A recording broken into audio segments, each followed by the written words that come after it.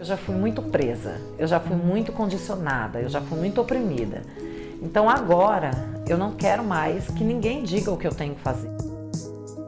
O processo da descoberta da gravidez foi bem punk. Antigamente eu tinha, nossa, ela tem 3 filhos, um de cada pai. Gente, acontece. Eu não quero que meu filho seja um peso, mas essa responsabilidade que a sociedade dá nas costas da mãe é muito pesada. Eu acho que era isso que eu precisava das pessoas, entendeu? A compreensão.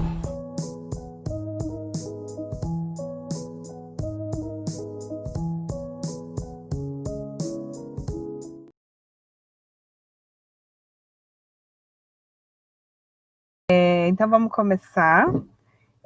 Primeiramente eu quero agradecer a participação da Cris, Rosa, a Yani, dizer que é uma honra estar aqui, né, representando o Júlio das Pretas, e aí hoje também eu quero agradecer, além da participação, né, por todo o processo que a gente tem passado.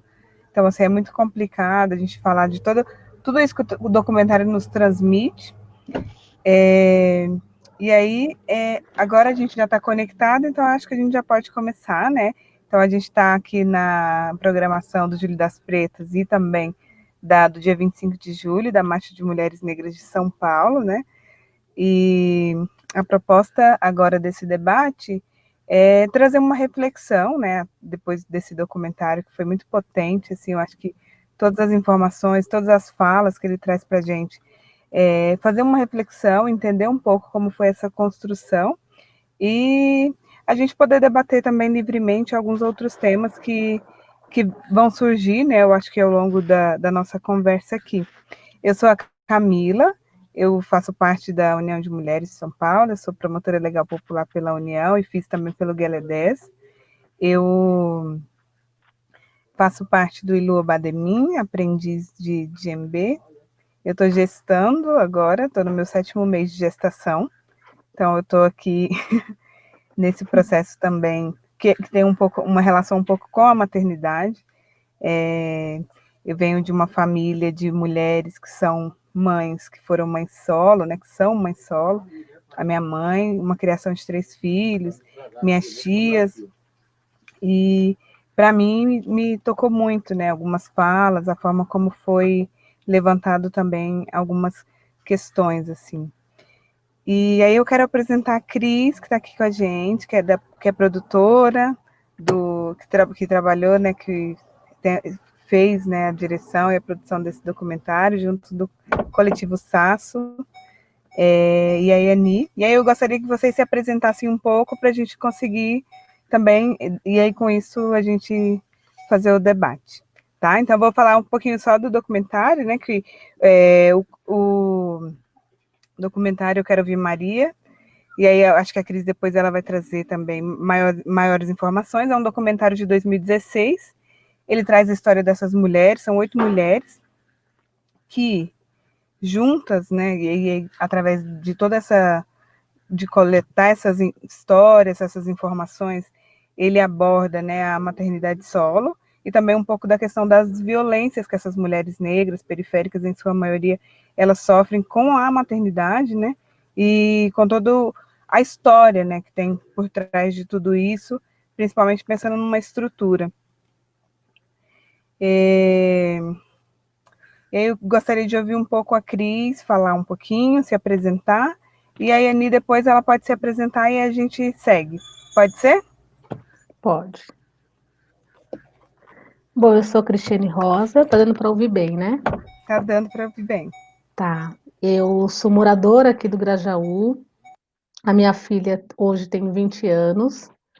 Eu sou educadora, sou atriz, sou doula, sou produtora cultural, então sou bonequeira, então eu faço várias atividades, tenho várias frentes de trabalho, porque é isso, desde muito cedo a gente vai aprendendo a fazer várias coisas e várias coisas me atravessam, várias coisas se atravessam, então eu sou uma mulher nasceu e foi criada aqui no Grajaú, e hoje eu trabalho no Centro de Defesa do Direito das Crianças e Adolescentes.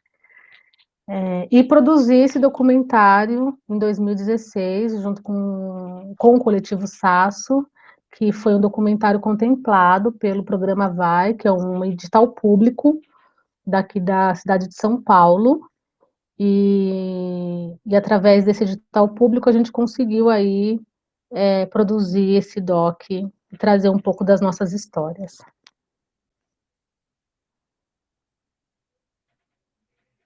Obrigada, Cris.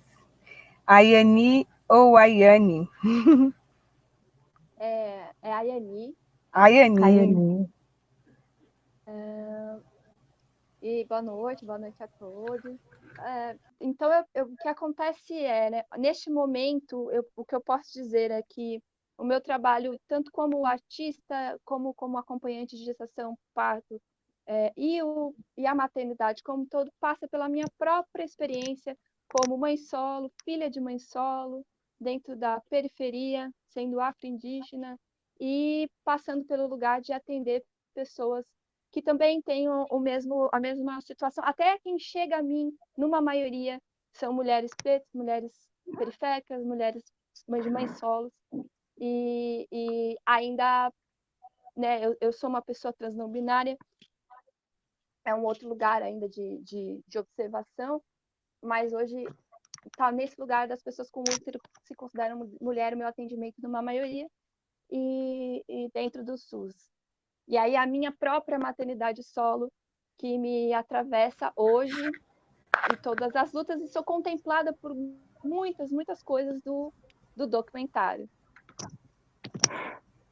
Oi, Camila, voltaste? Camila voltou? Voltei, gente. O problema para a nós. questão da conexão. Ai, conexão, né? A Annie conseguiu falar? A Annie deu certo? Então, eu refiz um pouco da minha fala, eu não quis retomar tudo, mas eu acho que resumi aqui. O que você acha? Tudo bem.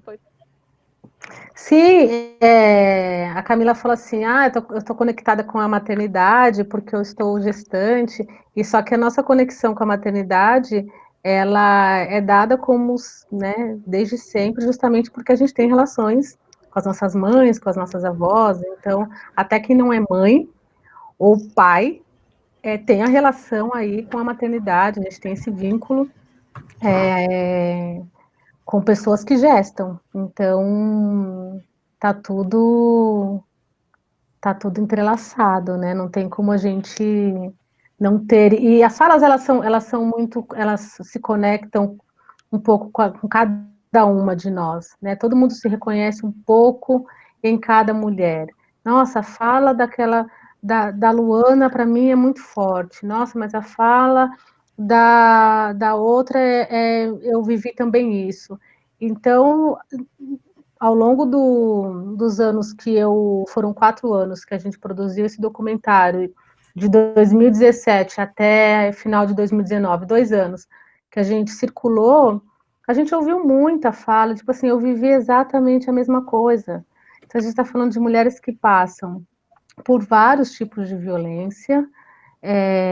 Eu estou me arriscando agora, isso foi uma reflexão que eu fiz recentemente, eu estou arriscando a dizer que, de tantos tipos de violência doméstica que a mulher, criança e adolescente sofre, o abandono paterno é uma delas.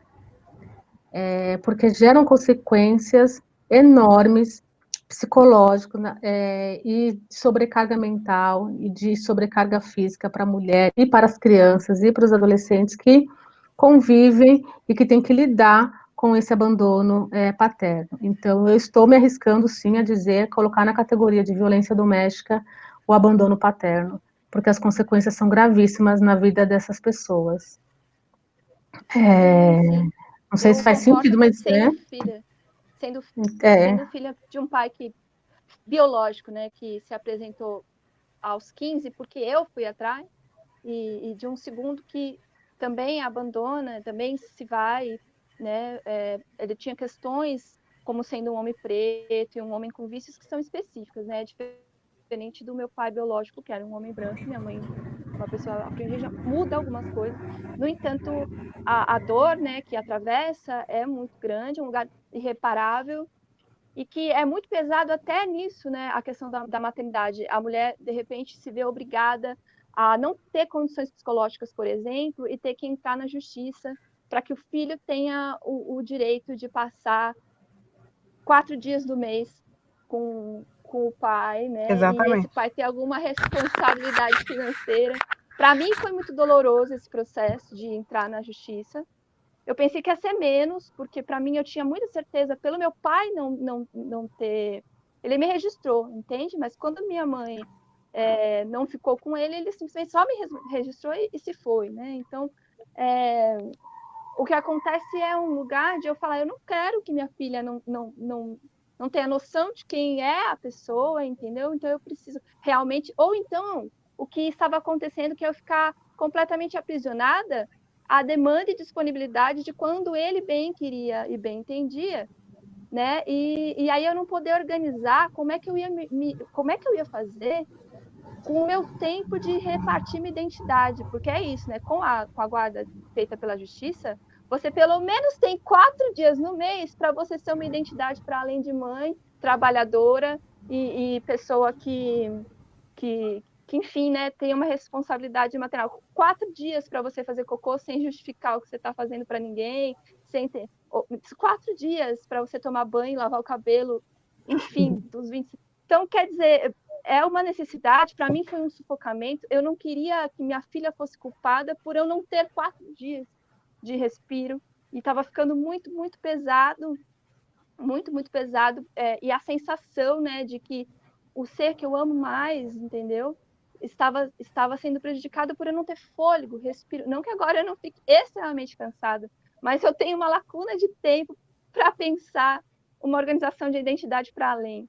Então, isso é muito doloroso, porque depois ter que ir, né, com a pessoa que eu convivi tantos anos, que debatemos tanto tempo, obrigá-lo a ir para a justiça, porque ele não entendia que não é porque ele não estava que ele estava desempregado, e eu também estava, que a filha dele deixava de precisar da presença dele e de comer, e da presença dele com organização na vida dele, né? Para que ela não ficasse tão confusa, e nem eu, gente. Como é que eu ia lidar com isso se eu ficasse esperando ele domingo inteiro?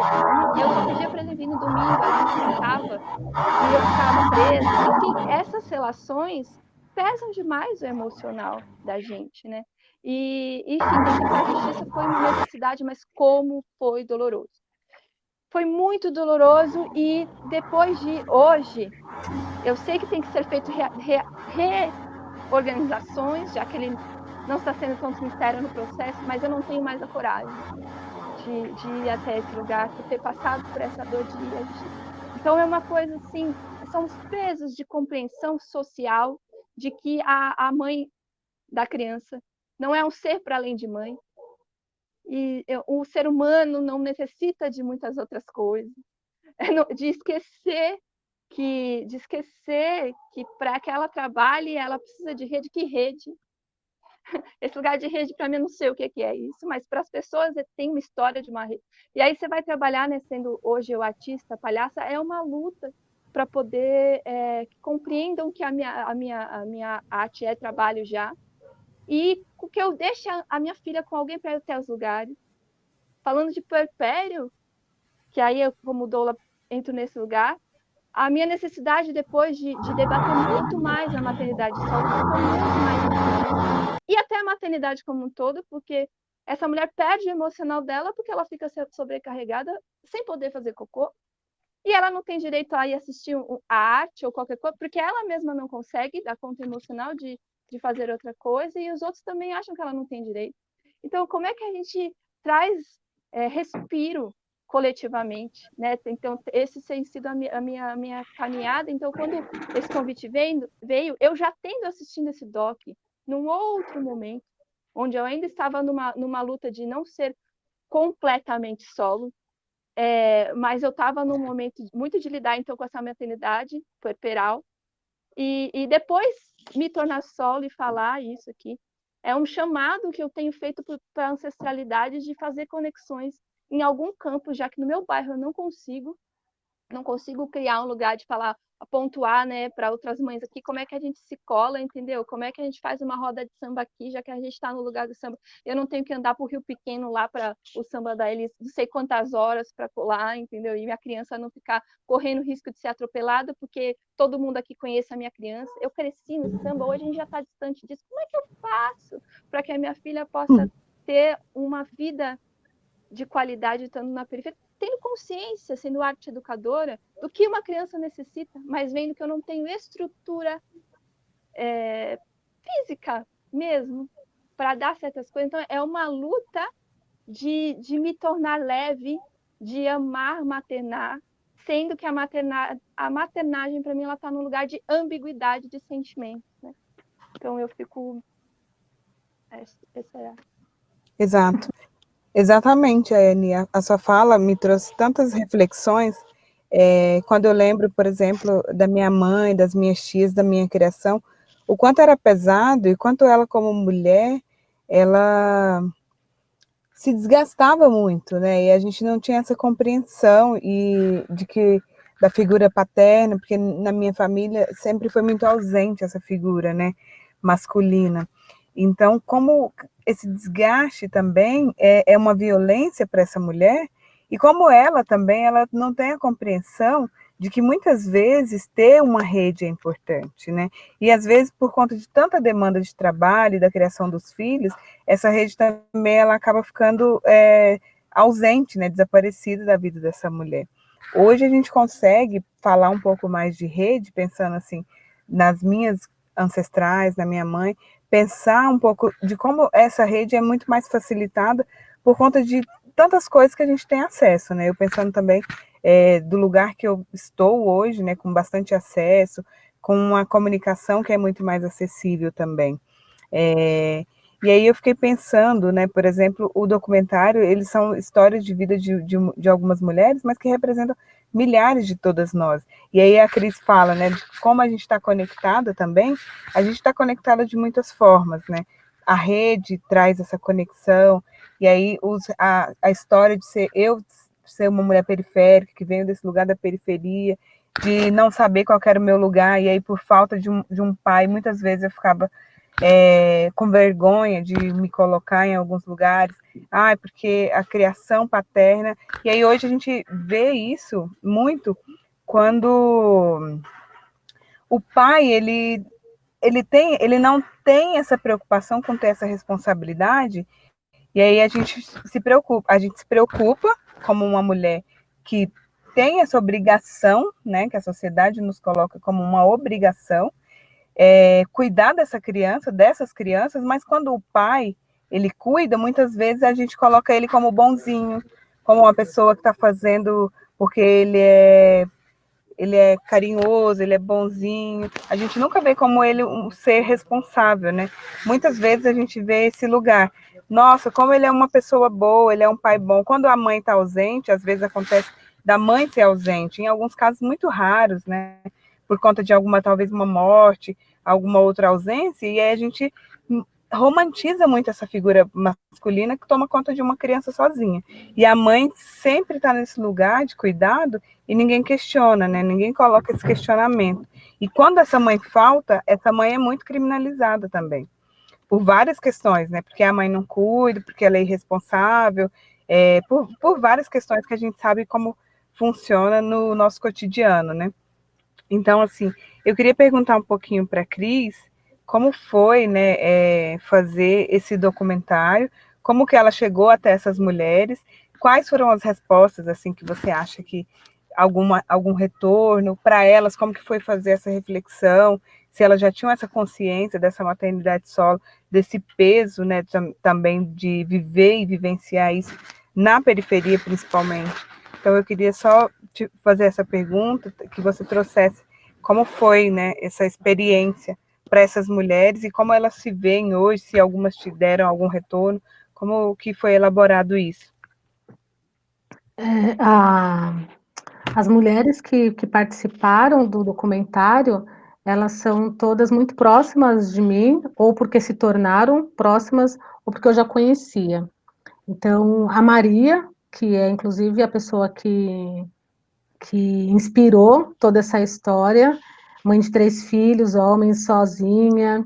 Eu a conheci fazendo teatro aqui no CEL Vila Rubi, no Grajaú, e ela sempre teve um desejo enorme de falar sobre as nossas vivências. Ela teve algumas experiências na Bahia, onde ela morava, com a maternidade, né, na relação com a mãe dela, e tinha muito desejo de conversar, de trazer de forma artística a história dela, e ela falava sempre, a gente precisa fazer alguma coisa juntas, a gente precisa falar sobre a nossa história.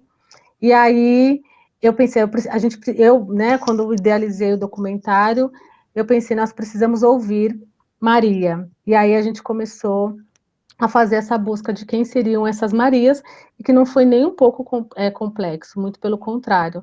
Muito fácil encontrar mãe preta solo na periferia.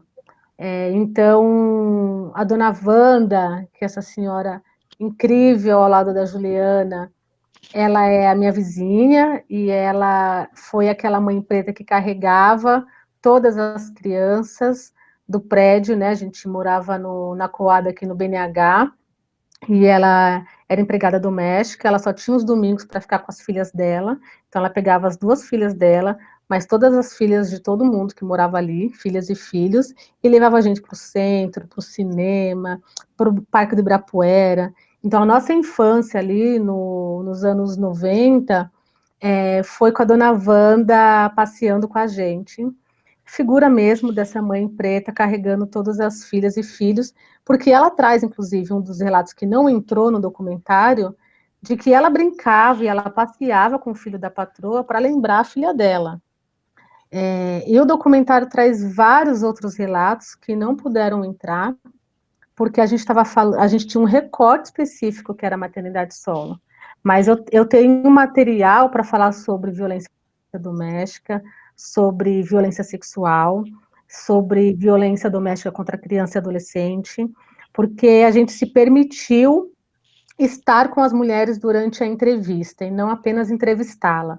Então a gente programava almoço, a gente ficava horas conversando, as crianças estavam lá, então tinha as participações delas de forma muito natural, porque é isso, mãe solo, a condição é essa, então as crianças também, algumas puderam participar.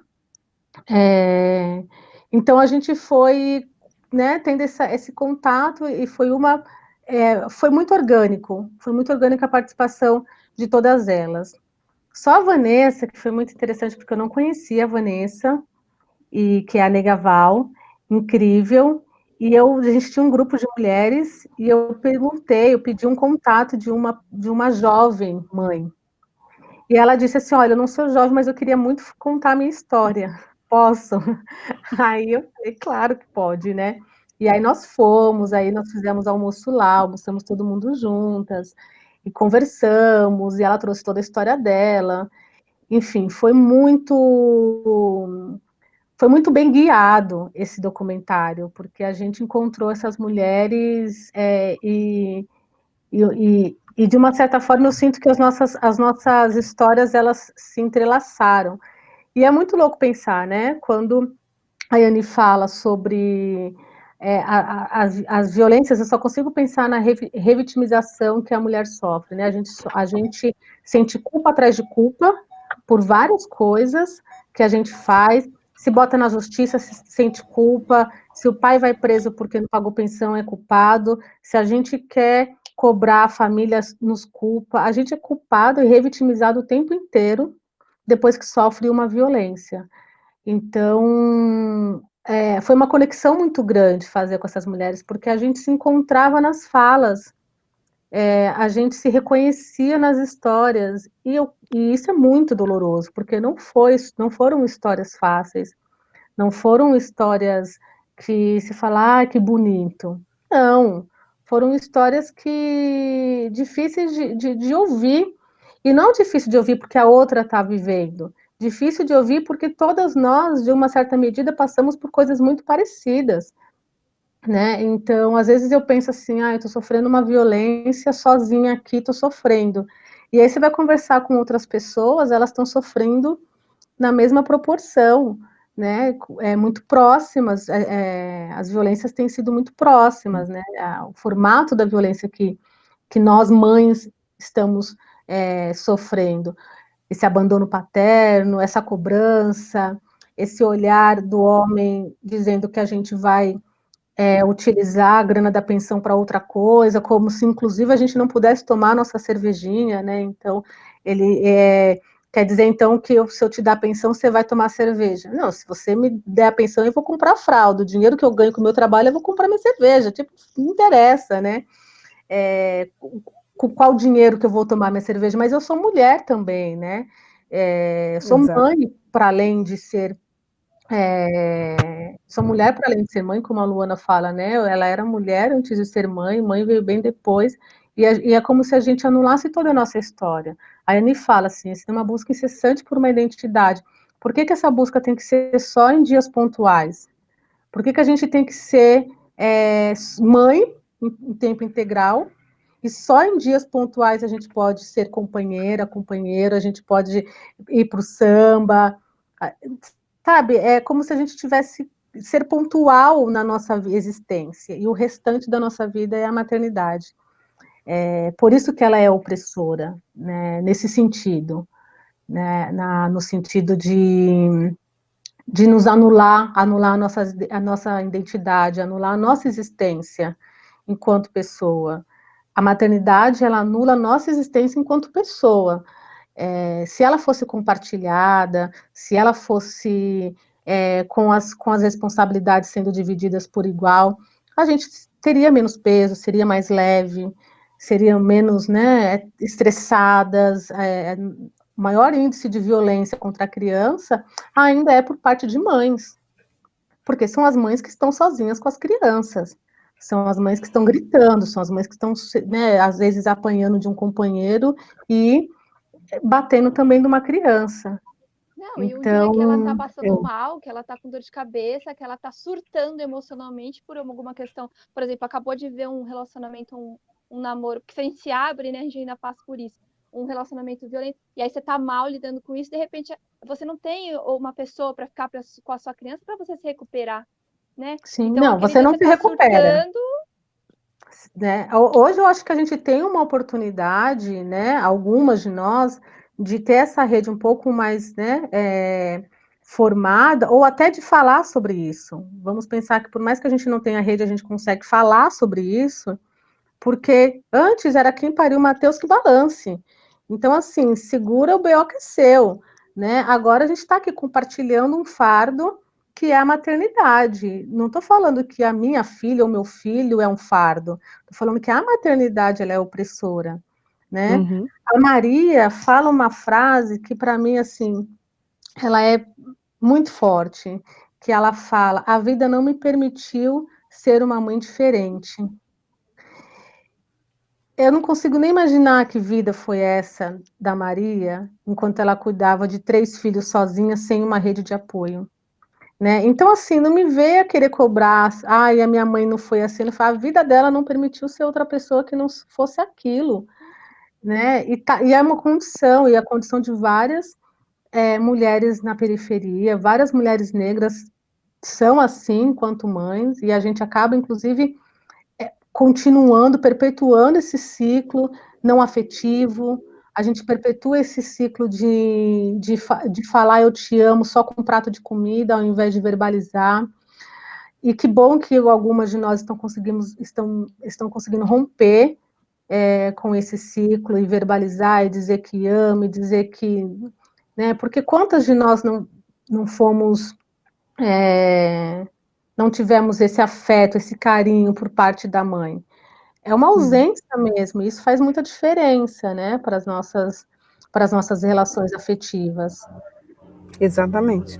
Eu acho um privilégio, né, a minha mãe, sendo mãe solo, ser uma pessoa que, dentro da possibilidade dela, foi afetiva e me deu referências da forma que ela podia A para minha eu ser quem eu também. sou hoje, né? Porque, na verdade, e eu digo que e é muito triste falar que isso é um privilégio, né? E Sim, é, eu e tenho é, pri e é, E é muito triste também ver que a minha mãe, eu ficando nessa situação sem rede, eu não quero dizer justamente a minha mãe ser obrigada a, com 65 anos, e ela trabalha, e ela tem amigas, e ela ter que, mais uma vez, estar disponibilizando todo o momento dela, que ela pensa que já não teria mais, para poder, de repente, se eu precisar ir trabalhar, ou se o que... É claro que ainda é uma construção de luta, não estou dizendo que é fácil, mas ela existe aqui na minha vida. Então, o que acontece é que ainda é um privilégio, e aí eu fico assustada de pensar que ela repassar por essa situação é um privilégio meu em relação a outras mulheres. Olha que coisa, o que é faltar na maternidade, o olhar das pessoas com útero serem as pessoas obrigadas a entender a vida da criança que nasce como responsa só delas, assim, é muito... Eu também tive esse Exatamente. privilégio. Eu tive o privilégio de ter um pai presente, o privilégio de ter uma mãe presente, e o privilégio dos dois criarem eu e meu irmão de uma forma muito afetuosa. E é muito ruim a gente falar de privilégio, a gente devia estar falando só de, né, putz, que exceção que aquela pessoa não teve um pai. O problema é que não é exceção. Eu sou a exceção, porque eu tive um pai presente.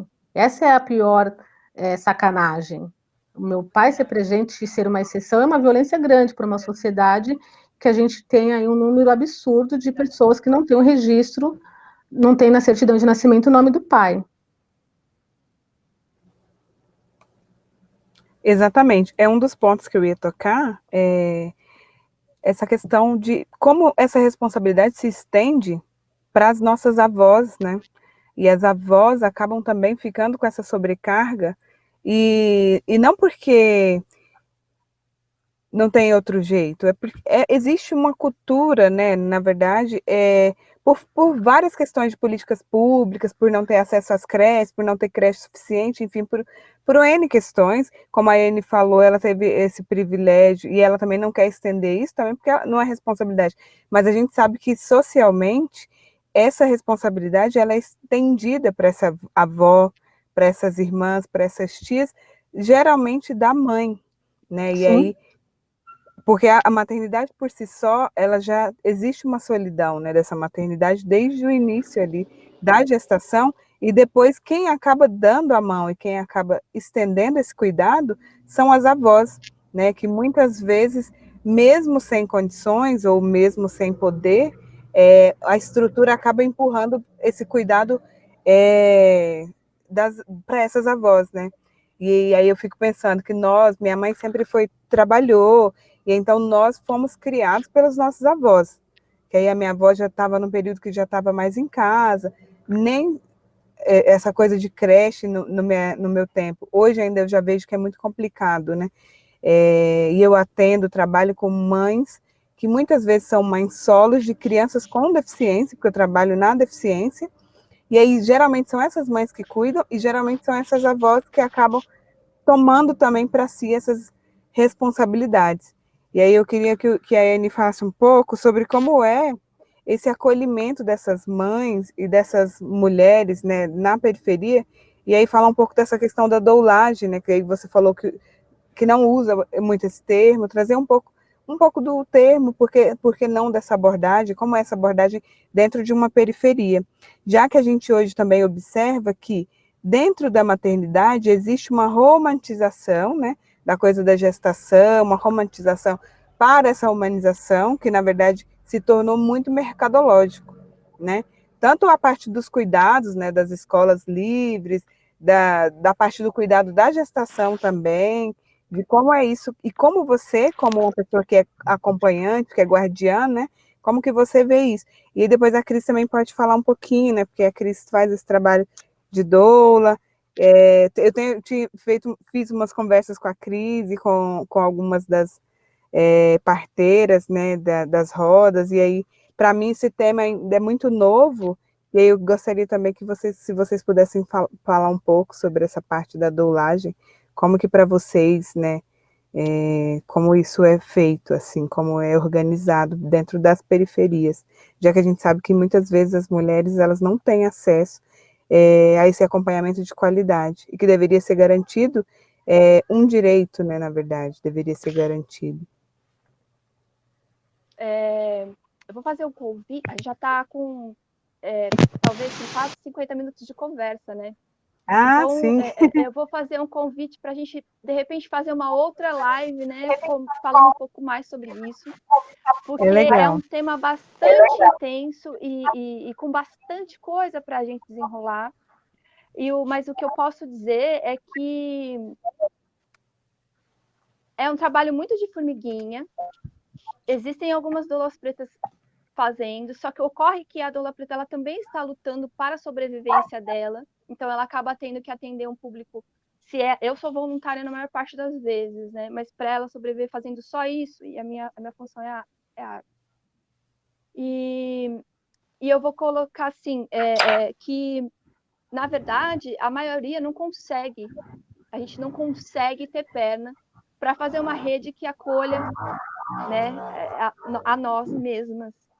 Então, o que eu posso dizer é que, para a gente, a parteria ancestral, a tradicional, que é o trabalho mais próximo do que é o estudo da crise hoje, seria uma coisa muito essencial, porque cada quebrada, na verdade, é um quilombo, né? E o quilombo é uma extensão dos nossos saberes que estão muito próximos e que esses saberes, inclusive, solucionam a questão de dependência do sistema que nos oprime e que entendem que uma única pessoa é responsável pela cria. No quilombo, não, né? A gente começa a se organizar ancestralmente de forma a entender o povo indígena, o povo afrodescendente, que entende que não é só o pai e a mãe que se conectam. As outras mães estão envolvidas com todas, os outros pais estão envolvidos no processo, e isso é um reobservar, né? E, na verdade, o que nos caberia, de verdade, é olhar a parteria tradicional como parte das nossas soluções. Isso é uma questão aqui que eu estou pondo. Então, partiria primeiro de um lugar de reeducação, da gente mesmo de soltar umas paradas que não nos pertencem. Né? Então, é um tema um pouco denso, extenso. E o que eu vou partilhar como para fechar a minha fala nesse dia de hoje, assim, porque é um assunto que me dói muito, porque ser mãe solo é uma coisa intensa. Trabalhar com a mulher e ver todas as questões e pensar como é que não consigo me soltar das minhas questões, com a creche da Ana Ri, com as coisas que eu faço, e etc. Às vezes, para ir fazer um trampo, não poder, porque eu tenho Ana Ri, e pautar minha sobrevivência, ainda é muito difícil. Então, eu olho e eu vou trazer, então, a minha arte para falar. Eu acho que talvez seja isso. Legal.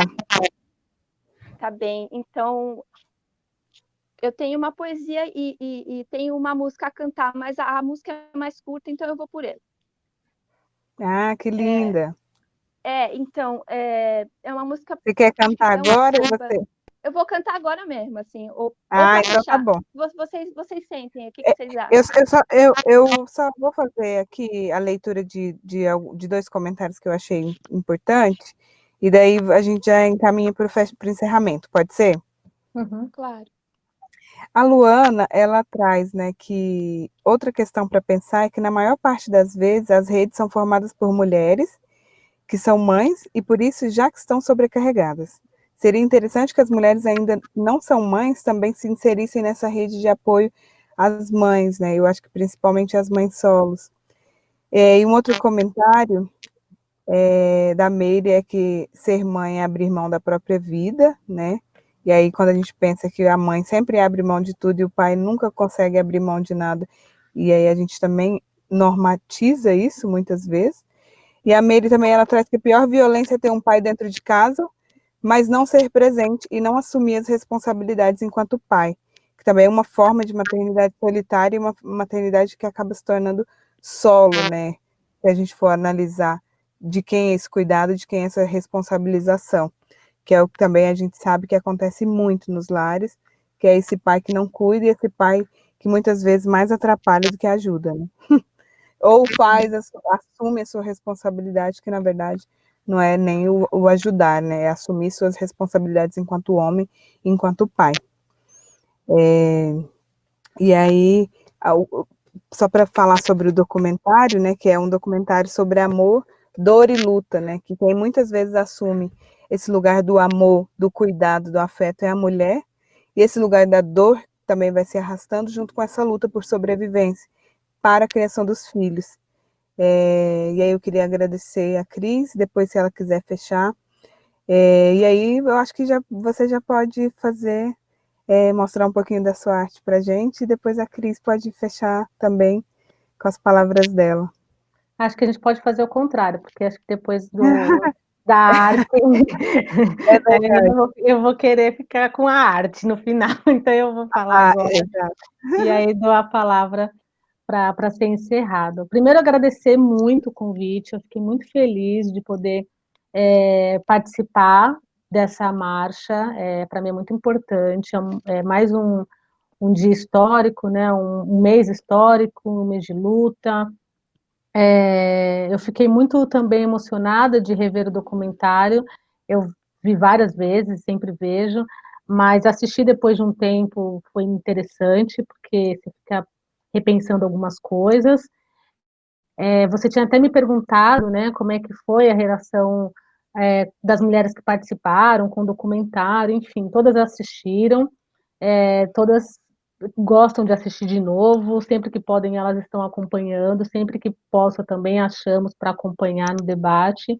Então, foi um processo incrível que ainda gera fruto.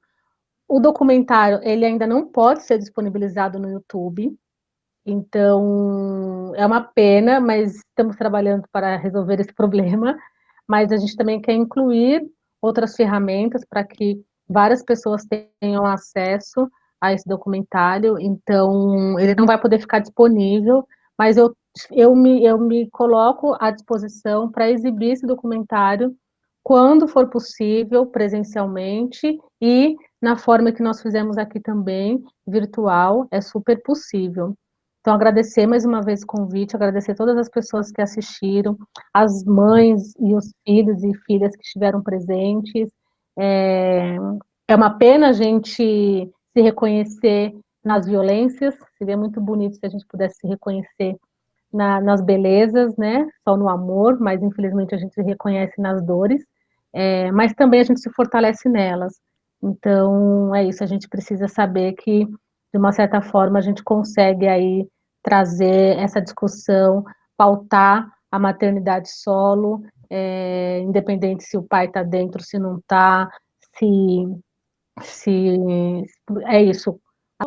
Eu vou trazer agora, então, a gente se conectando com a música, que pode nos dar um olhar, né, para a ancestralidade e que a gente possa, então, repensar ações para o momento presente, a partir de observar quem somos, né? E aí eu queria agradecer muito à ancestralidade e aos que vêm depois. Também a uma Luísa Pessoa, que me inspirou, né, nessa canção, isso é muito importante, que eu não tinha falado em outro momento, mas eu quero falar agora. E a todos que me apoiam para que eu caminhe próximo da arte, não abandone isso, né, para poder falar da ancestralidade que a gente tem através dela aqui agora. Então, é uma canção que chama Mãe Preta, de Caco Velho e Piratinha, e ela é assim: pele encarquilhada, carapinha branca, gandola de renda caindo na anca, embalando o berço do filho do Senhor, que há pouco tempo assim a ganhou. Era assim que Mãe Preta fazia, cuidava de todos os brancos com muita alegria. Porém, lá na senzala, seu pretinho apanhava. Mãe Preta, mais uma lágrima enxugava. Mãe Preta, Mãe Preta, enquanto a chibata batia no seu amor, Mãe Preta embalava o filho branco do Senhor. Enquanto a chibata batia em seu amor, Mãe Preta embalava o filho branco do Senhor. pele encarquilhada, carapinha branca, gândola de renda caindo na anta.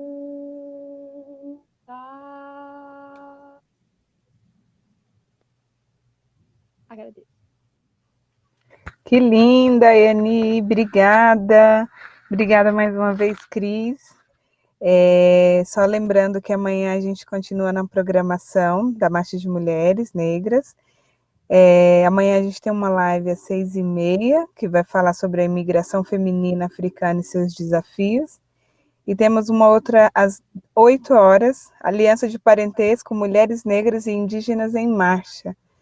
E espero que a gente possa continuar trazendo e fazendo essa abordagem sobre a maternidade solo, que é um tema que é tão caro, que é um tema que é preciso, e que a gente possa conseguir, através de todo esse movimento, de toda essa luta, alcançar também as políticas públicas, né, que sejam efetivas para essas mulheres, principalmente para as mulheres negras que vivem nas periferias, né, que são as que mais sofrem. Com todo esse descuido de uma estrutura, né, patriarcal e opressora e racista. É isso, eu agradeço muito a presença de vocês, foi muito importante fazer essa conversa aqui vivendo uma maternidade, né, uma gestação, não uma maternidade ainda não, mas uma gestação. Eu agradeço muito, boa noite para vocês e até logo, né? Até já já. Até, muito obrigada, foi lindo, foi ótimo estar com vocês. Eu agradeço a Foi vocês ótimo. todas, viu? Que a gente possa, Camila, promotora, legal, popular, se trombar, se conversar mais vezes, assim, para a gente Sim, pensar ações e tudo mais. Que você possa encontrar as saídas que você quer para a sua gestação. Eu tenho certeza que esse é um chamado muito também dos seus questionamentos, né, deste momento. É um processo intenso, se passa, né? E que o seu parto, o seu puerpério sejam o máximo possível acolhidos e transformados, que suas ancestrais te acolham como estão fazendo, cuidem, te peguem pela mão, que você possa confiar, entende? Que a sua força é muito além, porque é possível tudo isso que nós estamos fazendo juntas. Eu agradeço mesmo. agradeço muito. Obrigada, boa noite. Boa noite, Obrigada a mulheres, todos. muito obrigada. Prazer estar aqui. Tchau.